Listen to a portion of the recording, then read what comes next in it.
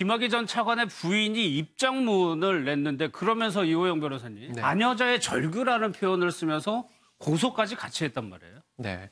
지금 그 김학의 전 차관의 부인은 이제 본인이 어떤 그 최순실과의 어떤 그런 관계를 이용해서 이제 자신의 남편이 그 이제 부당하게 이 법무부 차관으로 내정되는데 입김을 행사했다라는 그런 이제 모 방송사의 보도가 있었습니다.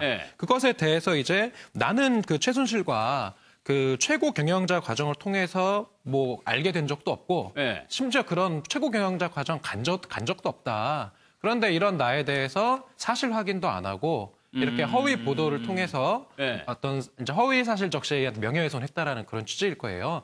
그래서 이제 경찰에 수사를 그렇게 의뢰를 한 상황입니다. 그러면 임방울 변호사 이거는 최고 경영자 과정이라는 게 있으니까 거기에 대해서 최순실 씨나 김학의 전 차관 부인이 있는지 여부를 확인하면 되는 거잖아요. 그렇죠. 이게 그래서 이제 김학의 씨 부인의 입장은 이거는 정말 금방 확인될 수 있는 건데 이제 최소한 본인에게도 확인하지 않고 내가 이 김학의 씨 부인과 최순실 씨가 모 대학 최고 경영자 과정을 통해 알게 됐다. 라는 사실 하나, 그걸로 인해서 그 김학의 전 차관의 그 차관 임명에 본인이 이제 영향력을 끼쳤다, 최순실을 통해서. 자, 이런 두 가지 사실을 적시를 한 것이거든요. 그래서 지금 명예훼손으로 고소가 됐는데, 글쎄요, 이거 이제 뭐 수사를 하거나 뭐 이거에 대해서 또 뭐 위자료 청구 소송을 하거나 보면은 그런 과정에서 과연 이 기자가 어느 정도 사실 확인을 거쳤는지 이 부분에 대해서는 당연히 조사가 될 거고요. 만약에 진짜 조사를 했더니 정말 최고의 과정에 등록하지도 않고 전혀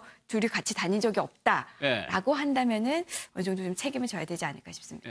그런데 이 현상이 좀 특이한 현상인데 이제 조사를 받아야 될 입장인 건데 부인이 법적인 조치를 뭐 동영상에 있었다는 여자도 고소하겠다고 하고 굉장히 적극적으로 나서고 있거든요. 그렇습니다. 이 부인, 그러니까 김학의 전 차관의 부인이 굉장히 이제 지난번 성명서도 본인이 냈었고 그리고 또 피해자를 직접 접촉하기도 했었고 지금 굉장히 적극적으로 하고 있는 것 같아요. 왜냐하면 김학의 전 차관이 본인이 직접 나설 수 없는 상황에서 아마 부인이 이제 어떤 법률적인 여러 가지 어떤 문제에 대해서 대응을 하고 있는 것인데 이게 예전에 이제 박관천 전 경정, 즉 청와대 민정비서관실에 근무했던 박관천 경정이 이야기를 했었거든요. 최순실과의 관계 문제를 이야기했었고 또 일부 언론에서는 김학의 전 차관의 사실 아버지가 박정희 대통령과 굉장히 친분이 있었고 또 본인도 어렸을 때는 뭐 청와대에서 박근혜 전 대통령과 놀기도 했다. 뭐 이런 지금 보도도 꽤 나오고 있어요. 근데 이거 사실관계를 좀 확인하기는 좀 어렵습니다.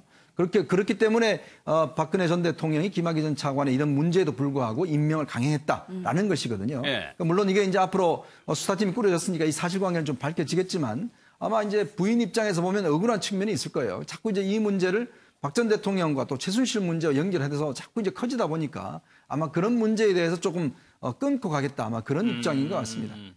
하나만 더 여쭤볼게요. 어제 민감년 총장이 나와가지고 청와대 외압이 있었다고 중간에 얘기를 했는데 구체적으로 민정이든 정무든 홍보든 얘기를 안 하고 그냥 청와대라고 해가지고 얘기를 했단 말이에요. 그 부분은 어떻게 보세요? 저는 참 이게 경찰청장의 말로서는 굉장히 좀 무책임한 이야기가 아닌가 싶어요. 자, 민감용 전 경찰청장이 지난번 상임위에 출석을 해서 당시에 첫 번째 CD와 두 번째 CD가 있습니다. 즉 두 번째 CD가 이걸 보면 굉장히 명확하게 김학의 전 차관이라 얼굴이 나온다라고 본인 이야기를 했어요.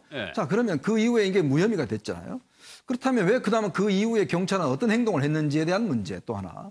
그다음에 지금 박지원 의원과 지금 이제 그 박영선 저 후보자 같은 경우는 이 동영상을 경찰이 공처로 입수하기 전에 봤다라고 이야기를 하지 않습니까? 자, 그러면 경찰로부터 누가 전해받았다는 것이거든요.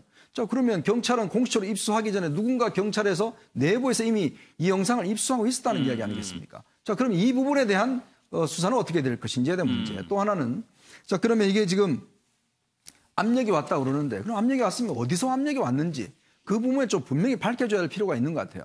지금 문제는 경찰에서 이제 검찰에서 지금 조사단이 꾸려져 있습니다만은 경찰청장 입장에서 예를 들어서 이게 어떤 라인을 통해서 왔는 것인지 그럼 이게 예를 들어서 그럼 경찰청장이 직접 압력을 받은 것인지 그럼 이거 어떻게 처리했는지에 대한 문제.